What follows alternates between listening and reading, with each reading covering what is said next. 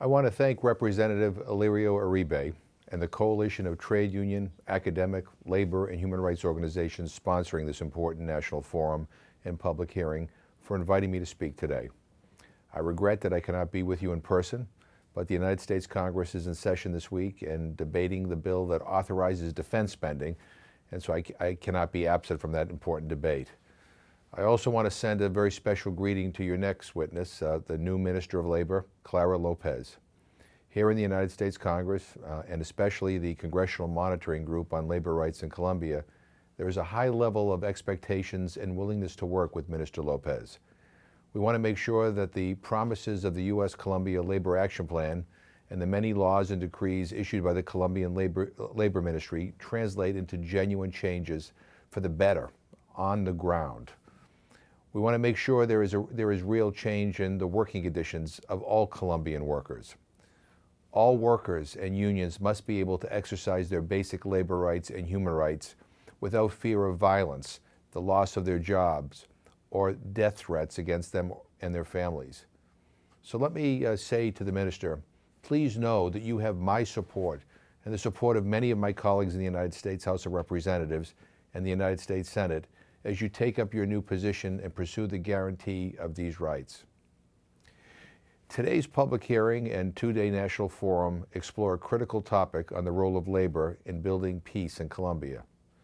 For over 16 years, I've had the privilege to travel throughout your country and meet with many Colombians at the local, regional, and national level in both rural and urban settings. I've met with the wealthy and the poor, elected officials, members of the military, workers and trade unionists, businessmen and religious leaders, academics and NGOs, victims and land rights advocates.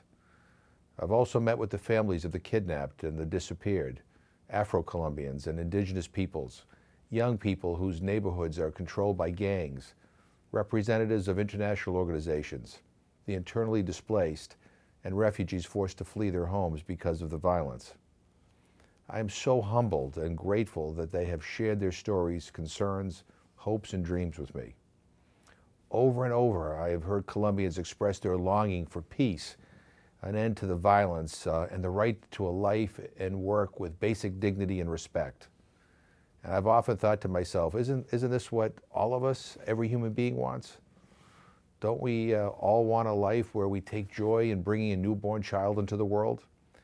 Don't we all want a world where we can raise our children and grandchildren safely and with hope in their futures?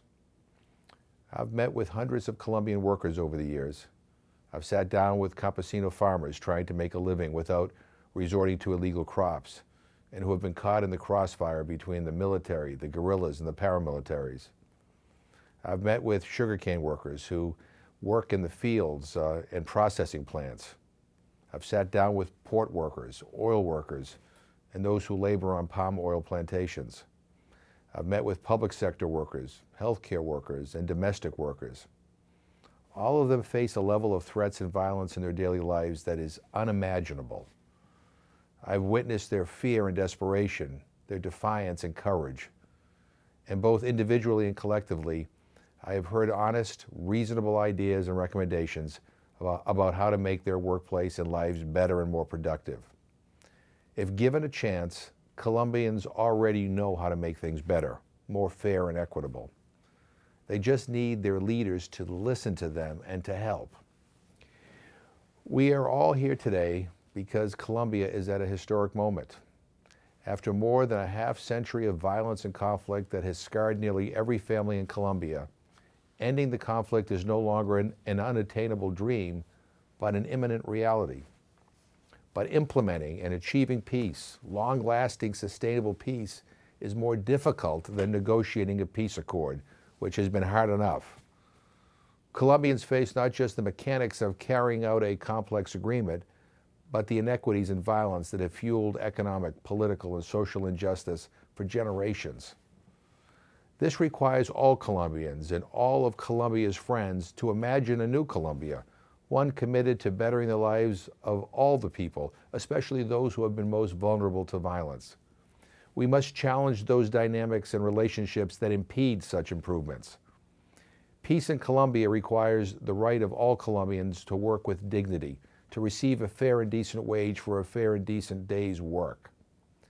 Colombians must know that if they, in their role as workers, want to organize a union and negotiate directly with their employer about improving conditions in the workplace and wages, that they will not be met with violence and death. Too often, workers' demands in the workplace have been met with violence, threats, and murders. These means have not been exercised just by combatant forces. They are also used by entrenched interests more invested in preserving privileges than in reaching fair agreements with those who work in factories, in the fields, or in any number of public and private enterprises. Violence is used against all kinds of men and women in all kinds of workplaces. It is the labor of these workers that helps to strengthen every household, every business and farm, every community, city and town, and every department in the entire country. And for the life of me, I have never understood why we hold these workers' dignity and lives so cheap when the fortunes of the nation rely on their labor. So for Colombia to prepare for peace and eventually carry it out, there must be recognition of the need for dignity and respect for its current workforce in all sectors of the economy. There must also be a guarantee of basic labor rights and human rights of every Colombian worker. Soon, thousands of FARC fighters, men and women, will demobilize, and the same might be true for some part of the Colombian Armed Forces. These men and women will need education and training and to be integrated into the workforce. They will need to earn a decent wage at a decent job where their rights will be guaranteed. If not, the potential of their returning to combat or joining a criminal network is extremely high. This is hardly a revelation on my part. I've been reading in your press for years about the challenges of reintegration, including the need for former combatants to have dignified work. Collaboration between government, the private sector, unions, and labor rights experts like the National Labor School, the ILO, and Solidarity Center, among others, is essential to success. I have never found Colombia lacking in ideas, creativity, expertise, or the human capital to bring about great advances or change. What is often missing are the political will and sustained engagement to make sure it happens. Colombia is not unique in this, but Colombia is the place where at this moment in time in history, a peace accord needs to be implemented. Colombia needs a peace accord that will raise the standard of living and respect for basic human rights for all Colombians. The peace accord must help to reintegrate into the workforce these thousands of adults whose resumes describe lives spent in combat and warfare. And the peace accord will likely take place during some tough economic times. Colombia's current labor force, its unions and labor advocates need to be included in and prepared for carrying out essential roles in the reintegration mandated by the peace accords.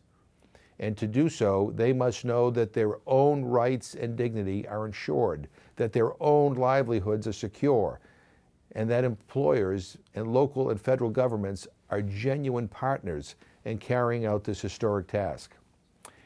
You know, from what I've witnessed on the ground in Colombia's many workplaces, from rural, agricultural, to ports, from oil fields to factories, this is not going to be easy.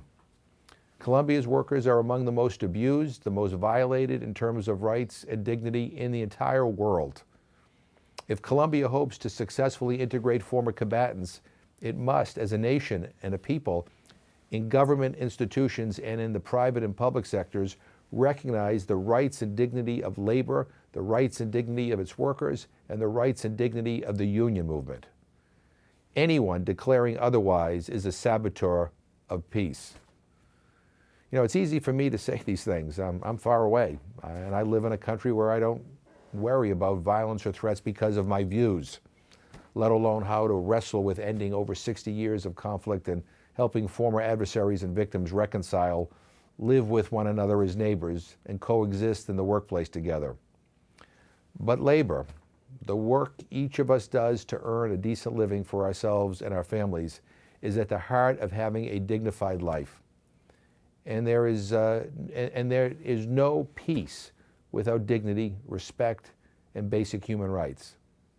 The role of labor, of workers and trade unionists, in building peace in Colombia is at the very heart of how Colombians, all Colombians, will build the peace and create lives, families, and communities that thrive together.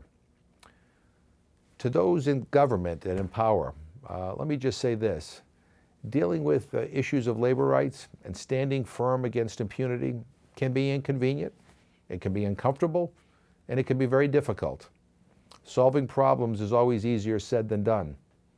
But if you don't get this right, then Colombia's future will not be bright. Getting this right will create more opportunities for everyone and encourage more investment in Colombia. Getting this right, dealing with these issues, is the smart thing to do. So please know that you are not alone in facing these challenges. You have support and resources from friends outside of Colombia. We want you to succeed in defining what needs to be done, how to do it across economic and social divides, and in achieving work with dignity, life with dignity, and peace with dignity. So thank you, Mr. Chairman, for inviting me to share my thoughts. I send my best wishes for this exploration of the critical role of labor in building peace in Colombia. I wish you all the best, and thank you very much.